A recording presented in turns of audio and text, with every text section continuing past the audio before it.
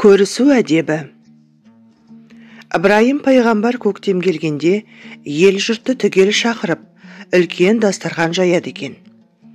Олар үйіне келген кезде барлығымен төс қағыстырып, көрісіп, құшақтасыпты.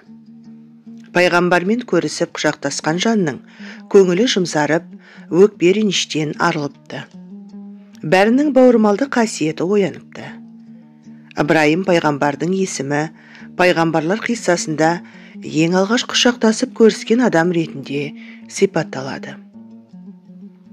Пайғамбар өзінің бұл әдебін былай дейді: көрісу көңілдің кірін шаяды, ашу ызамен күмәнді жояды. Жүректегі ыстық мейір махаббаттың табы көріскенде барлық адамға беріледі.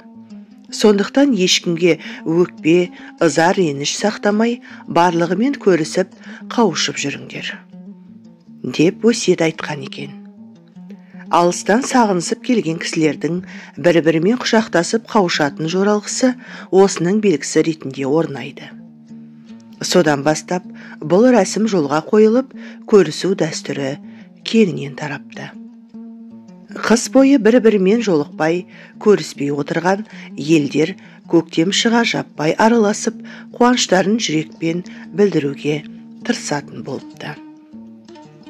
Әсіресе наурыз айының 14-нен бастап ағайынның бәрі бір-бірімен құшақтасып көрісіп, мауқын басатын дәстүр қалыптасыпты.